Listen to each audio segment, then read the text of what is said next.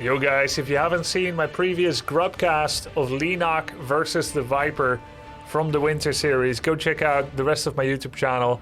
There were recent uploads. Here's game number 3 of the #1 Age of Empires player ever, GL TheViper. These guys are so great to watch. Let's cast this game and see how they get on. GL HF.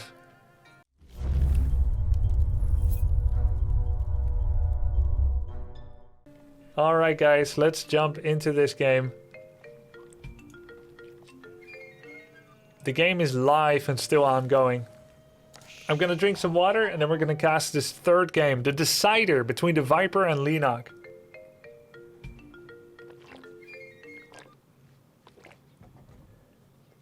Man, you should cast tournaments. You're amazing at it. Maybe bounce back and forth a bit with the play-by-play caster with you in the expert role. That's what we're doing on Friday. I'm organizing a $10,000 tournament and I'm casting it on Friday.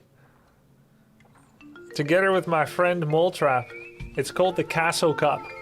Check it out. 3 hours earlier than it is today on Friday. $10,000 tournament. 8 players. Streamers roughly of my playing level. They are in 4 teams of 2. They're gonna play clan wars against one another. Thank you so much guys for the subs. I'm feeling the love. Makes me very, very happy. You guys are liking this content. Shangzera, Askelad, 180 by Jake 1, Spar 1.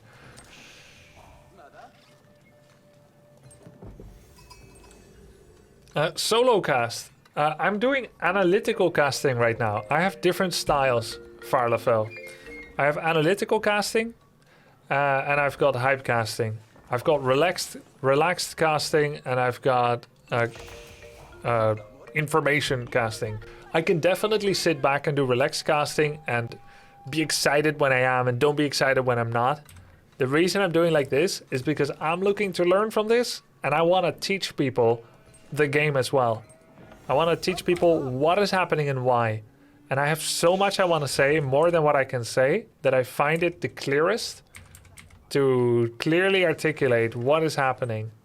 There are casters out there that are so good at hypecast, they can make it sound like a radio TV show.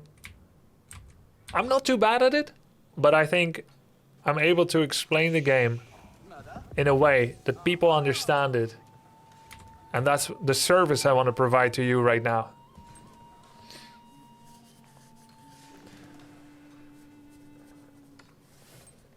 So, let's go to the next game. What happened here so far? What happened here so far in Viper versus Leenock? In this decider game, where it's 1-1. Grubby servicing us Gachi Hyper. Yes, sir. Fan service all the way. So, we have gone for a sheep opener. Feel free to still support with a sub. I appreciate it so much. I will be muting it so that we don't disturb each other, but super appreciate it and I'll shout you out after. It's Holy Roman Empire for Leenock with the Aachen Chapel. And Viper has gone for a single scout opener. What happened so far? We have the Viper opening up without a mill. He would have had a great opportunity to open with mill. Abbasid Dynasty has bonus gathering rate from berries, which makes it an even faster gathering rate than sheep. He could have also plopped down a mill at the deer. Deer also have a faster gathering rate than sheep. Nonetheless, he did not do this. And why? There's only X amount of wood you start with. And by making a mill, you force yourself to gather 50 wood in order to afford a lumber camp, a house of wisdom, and a mining camp. That is why the mill is skipped. Now, what did this give Viper? It meant that he could start his economic wing upgrade at 2 minutes and 25 seconds by allocating 2 to gold and 8 to sheep. Had he gone for the mill first, his feudal would have been 2 minutes and 50 seconds, delayed by 25 seconds, if not a little bit more. And he wanted quick feudal. Now, why did he want that? We are about to see why. He has a balanced economy of 9-7-2 split. He immediately starts fresh foodstuffs upon completing his tech. And what else is he getting? Villagers. And he makes a barracks. Funnily enough, a barracks does not require feudal age, but he still waited until now to make it. He only just got enough lumber, His scout has made the circuits and actually picks up very few sheep around the perimeter of the map. Very possibly Leenock had already been there. There is 2 sheep here, maybe 3, that are missed by both players. I don't think he saw it. If there are crevices on the map, on this map, which is called Altai, often there are a few sheep there. Does he know it? The sheep spawning patterns? We'll see. We now are making spears. And this is relevant because his opponent is what faction? His opponent is Holy Roman. So why the spears? It's interesting. I never see an Abbasid Dynasty opener quite like this.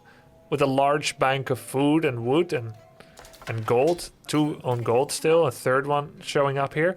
I really can't divine what the Viper is doing right now. It's fascinating. Here's my guess. When he gets close to 400 wood, he's going to reallocate villagers to stone and make a second base. Abbasid Dynasty typically wants to play with a second town center.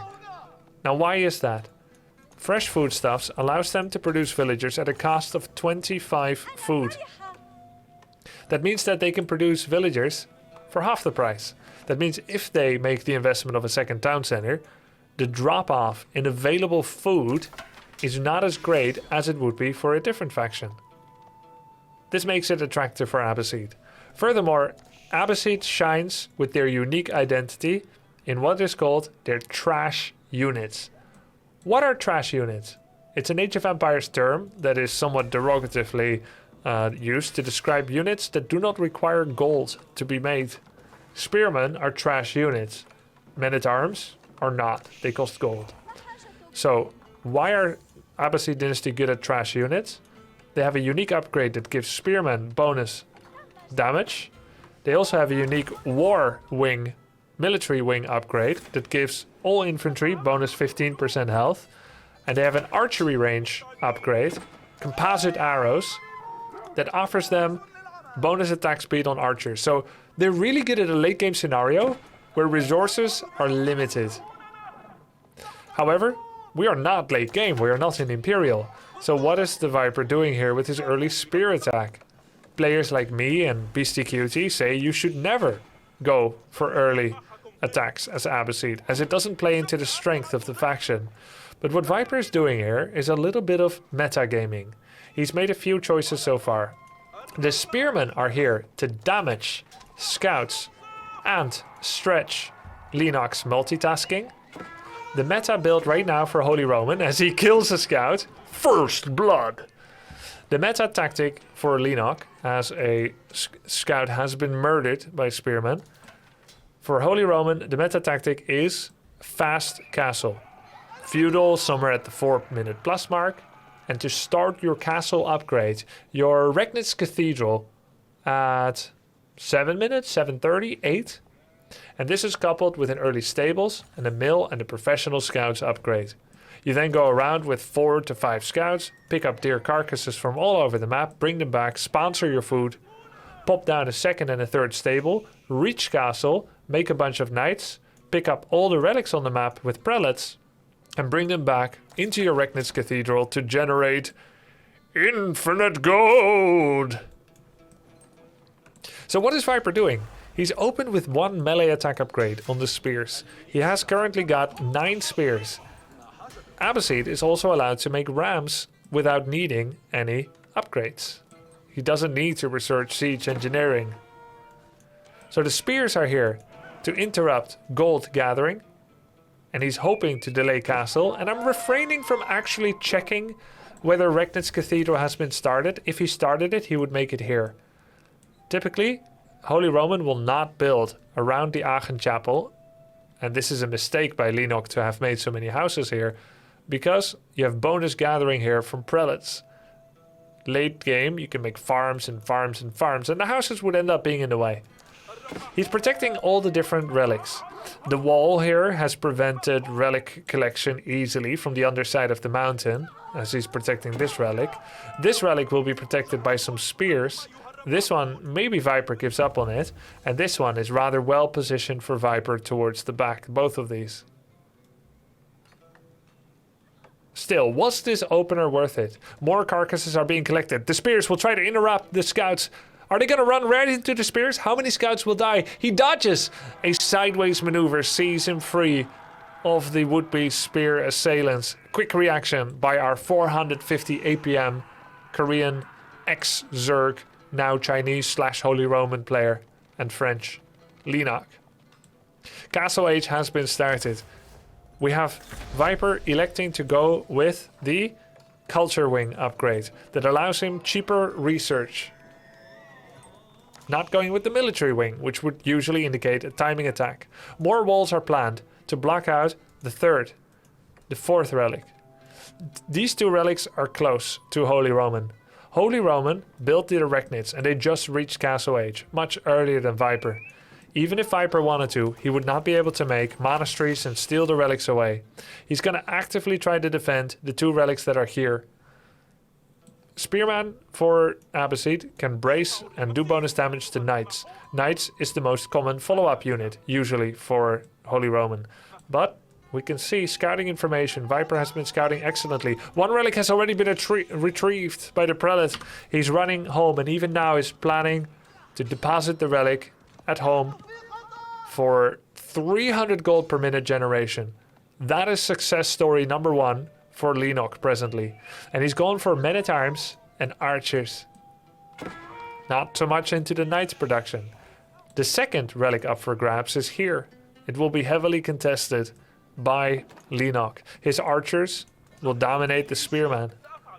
Viper has started making archery ranges. But he doesn't have the wood to make archers right now. And he goes for crossbows.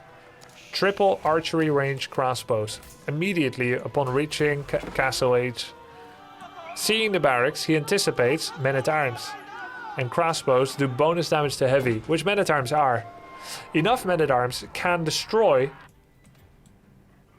crossbows, but they need to close the gap first. If there is a bit of a meat shield, your own men-at-arms, or maybe some knights, crossbows will destroy men-at-arms. 3 at a time are being made. They're also ranged and do good damage. So 3 crossbows maybe need only 2 shots each in order to kill a prelate. 1 relic has been retrieved. Wait a minute, a second relic has been retrieved. Wow, this wall came up too late. Unless, is there a prelate somewhere on the left side of the mountainside? How many relics are inside the Arachnids? This relic was supposed to be protected by this wall, but what went wrong? He must have wrapped around and got a prelate there on time. Spears can do decent damage into archers, even though archers are their natural counter. No, it's not here anymore. We just saw him north. Oh, top right. Oh, there he is! Special delivery! Viper was like, walls here, this has been walled off. I know I was on time. He must be somewhere on top of the mountain range. We found him. Now all 3 relics are behind here. And this one is still being protected. Now let's talk a little bit about what it takes for a Holy Roman player to feel like they're doing good in the game. At this moment, we still have 1 town center for Viper. He has denied all but 1 relic access. So 300 gold is being generated by the Arachnids Cathedral. If Viper somehow manages to take the other 4 relics, he will generate 400 gold per minute from them, while denying up to 800 gold from Leenock. So it would be considered a massive success to deny all but 1 relic to Holy Roman Empire. If Holy Roman Empire grabs 2, and I've been in this situation, I would say it's fairly even. Even though they're generating 600 gold per minute, Holy Roman, until they get Palace of Swabia, is a fairly, well, sedate civilization that usually doesn't tend to go all in. It doesn't really boom just off of 2 relics. But I will say 2 relics is enough to win the game if you do enough other things right. 1 is kind of not enough. And if you have 3, it's almost like GG unless you instantly die very, very soon after. A mangonel has been created.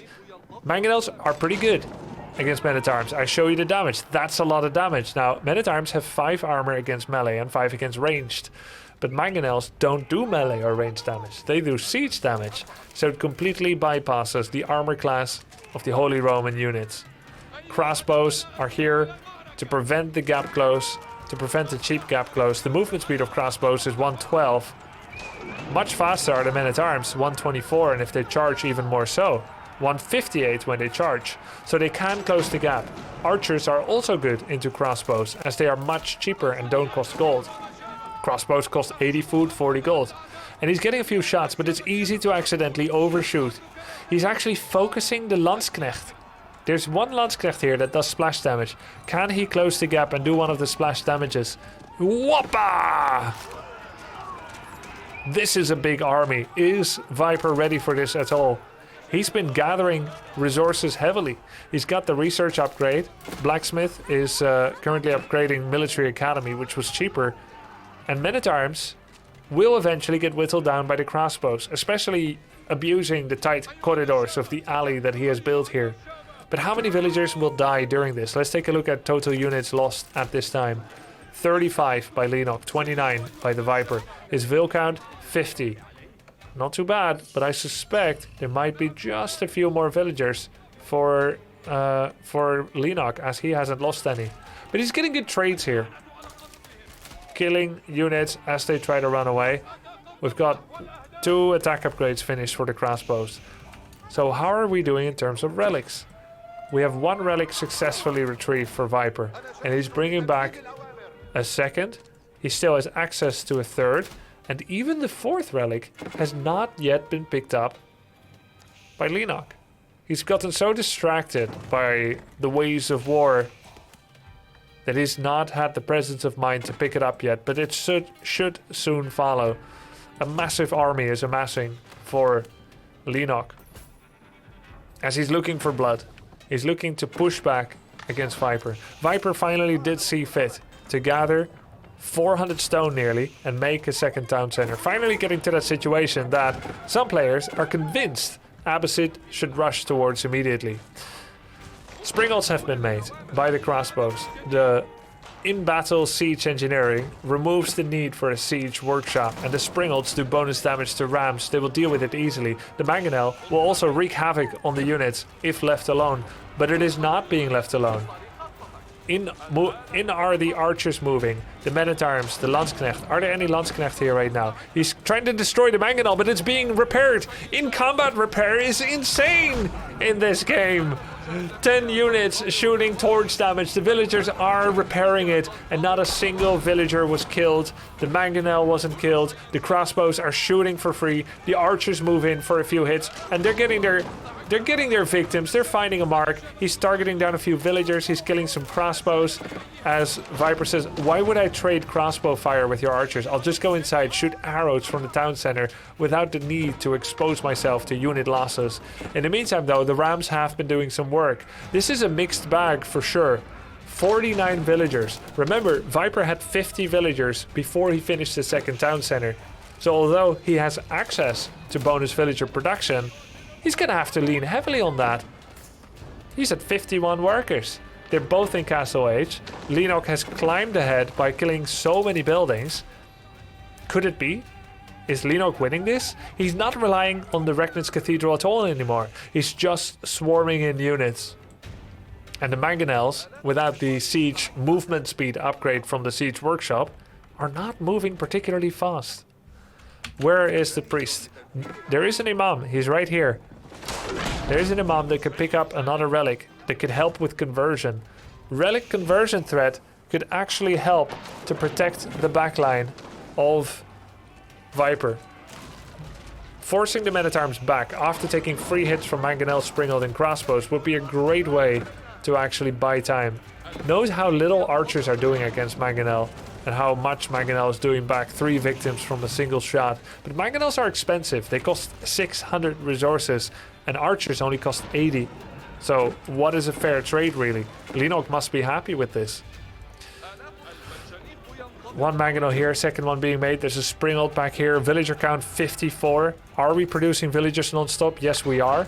Rams keep coming in. Crossbow shooting at rams doesn't do much. Men-at-arms being branched off, perhaps to harass that berry mill that he's seen before.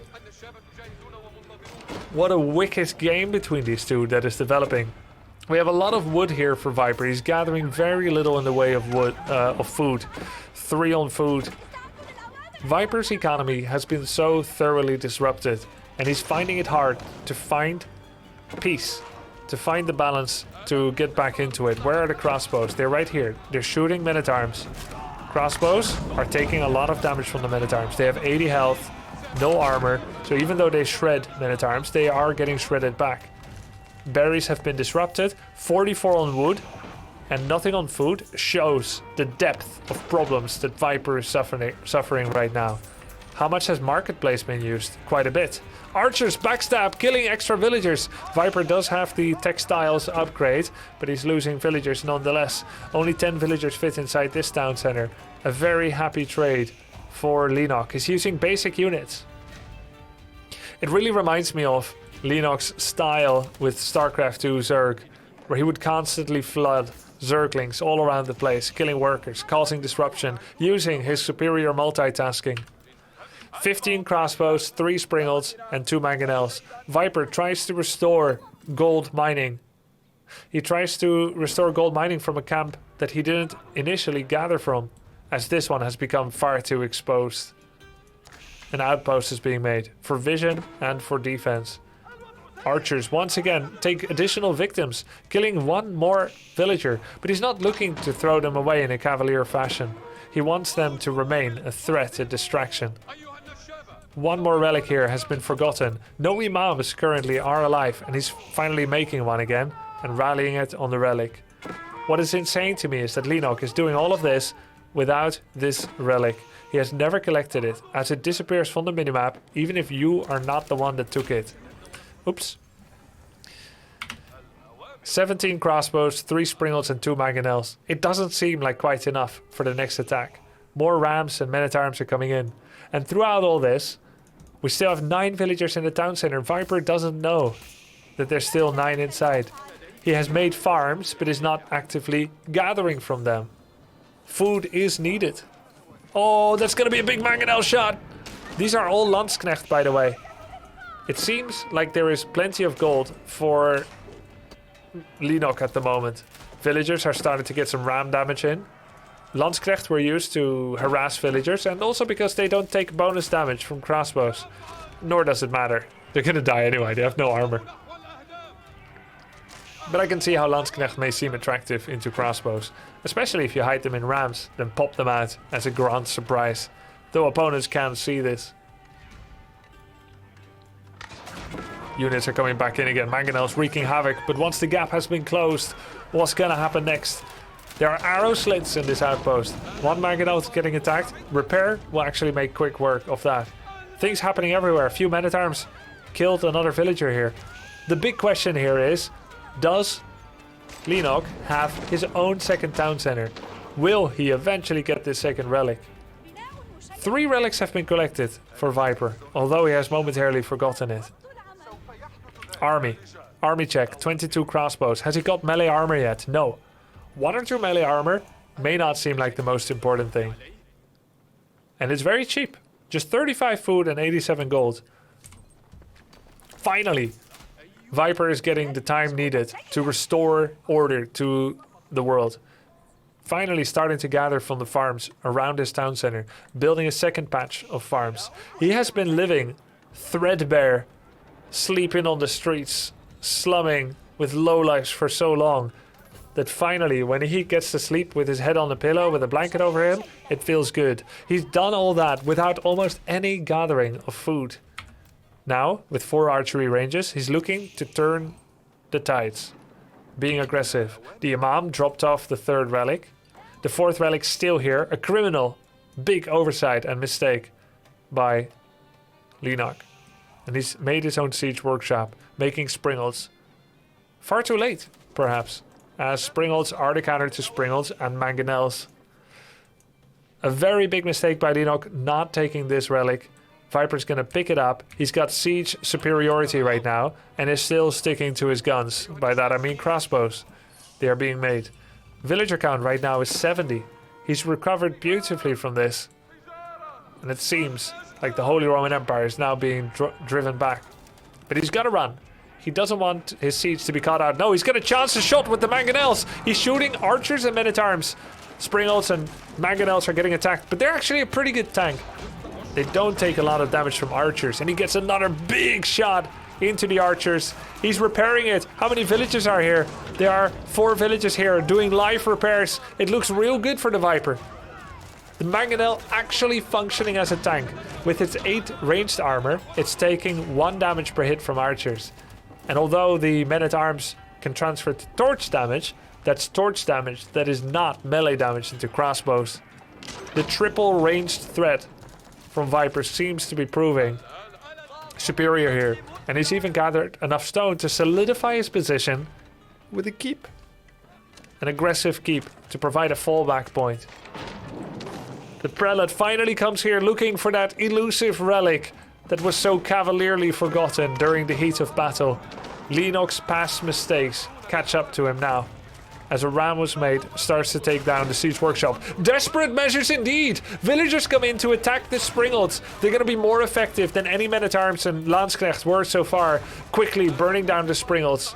Could he have done that before, or would that have been crazy? Archers now firing at crossbows, and it looks good. He's happy with that. He's getting good trades with archers into bows, but the keep is finishing. Inexorably, it is finishing. All villagers were actually killed by Leenock. He gets a small reprieve. He's able to try to mount a defense before the keep comes back, but time is running out. Even now, more villagers must be sent. They are being sent. 6 villagers come here to finish the job. And what does Leenock really have?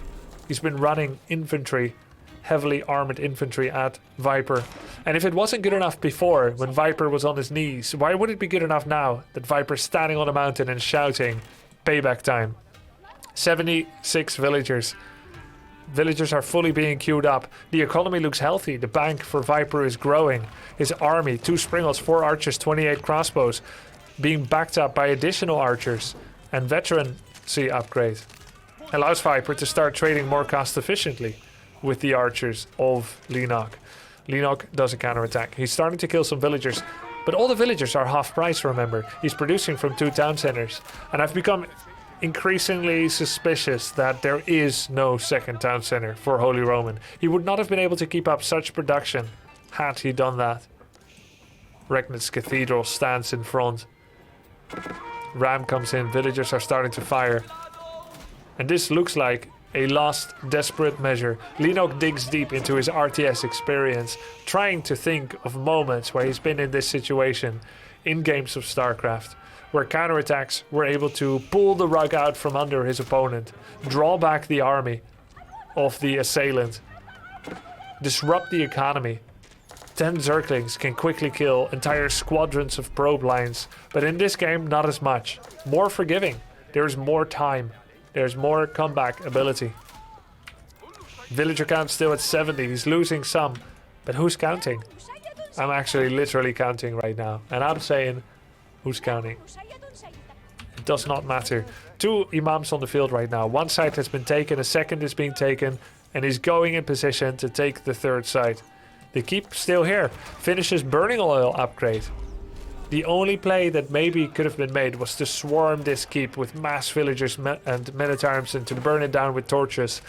It does have a lot of damage. 50 times 100, which is 5,000, which is how I'm always going to refer to numbers in the thousands. It has fire armor 5. And most things attack with like 15, 20 fire damage. So he would need a lot of hits, maybe 100 hits to take down the keep. But now with burning oil, and you can recognize it by the little slits here, the little outcroppings of, you see these? They're gonna open up when someone comes near, and they're gonna be like, brrr, burning oil, biatch. Where's the burning oil? Oh, where is it? Is this it? Where's the burning oil? Did they take burning oil damage? I don't know. Maybe another unit triggered it earlier. No oiling right now. Anyway, this wall is still intact. He's making stone walls here now to protect the sides.